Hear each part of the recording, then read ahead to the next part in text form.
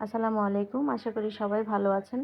ভীষণ মজার একটা লাড্ডু তৈরি করেছিলাম আজকে, মতিচুর লাড্ডু বা বেসন দিয়ে তৈরি লাড্ডু। এই লাড্ডুটা খেতে অনেক বেশি মজার হয়। আশা করি আপনারা ট্রাই করবেন। এখানে দিয়ে দিচ্ছি ১ কাপ বেসন, আর এই বেসনের সাথে দিয়ে দিচ্ছি চিমটি পরিমাণে একটু লবণ।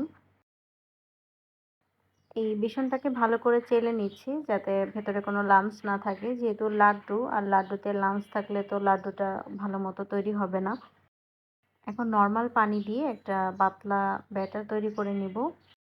এই ব্যাটারটা খুব বেশি পাতলাও হবে না, আবার খুব বেশি ঘনও হবে না। এটার কনসিস্টেন্সিটা এরকম হবে। এখন এই ব্যাটারটাকে আমি ৫ মিনিটের জন্য একটু রেস্টে রেখে দিব। এতে ব্যাটারটা সেট হয়ে যাবে। তেলে ভাজার সময় ছোট কোনো ছিদ্রযুক্ত পাত্র দিয়েও করা যাবে, আবার আমি যে চামচ দিয়ে যেভাবে করে নিচ্ছি এইভাবেও করা যাবে। এখানে আমি ২ পদ্ধতিতেই এপ্লাই করেছি। তবে ছিদ্রযুক্ত পাত্র দিয়ে করলে সেটার রেজাল্টটা বেশি ভালো আসে। এখন এই বুন্দিয়াগুলোকে হালকা ঠান্ডা করে নেব, তবে একদম ঠান্ডা করা যাবে না। ব্লেন্ড করতে হবে, একবারে এটাকে মিহি করে ফেলা যাবে না। একটু আধা ভাঙা যেটা বলে ওইটা করে নিতে হবে।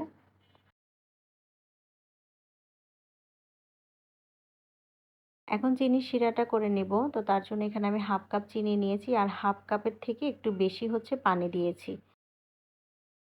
খুবই অল্প পরিমাণে এখানে অরেঞ্জ ফুড কালার দিয়ে দিচ্ছি। তাহলে দেখতে ভালো হবে কালারটা। এটা অপশনাল। আর ২ টা এলাচ দিয়ে দিচ্ছি ফ্লেভারের জন্য, এটা তুলে ফেলবো।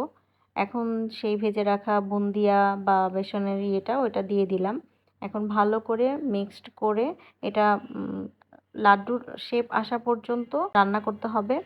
আর ঘি দিয়ে দিয়েছি, আর এখানে দিয়ে দিচ্ছি হচ্ছে কাজু বাদাম। যেকোনো বাদাম দিলেই হবে, কাজু বাদামের ফ্লেভারটা ভালো। এখন নামিয়ে নিয়ে কিছুটা ঠান্ডা হলে তখন হাত দিয়ে এভাবে গোল করে শেপ দিয়ে নিচ্ছি। আর এই লাড্ডুটা খেতে ভীষণ মজার। তো আজ এই পর্যন্তই। সবাই ভালো থাকবেন, সুস্থ থাকবেন। আল্লাহ হাফেজ।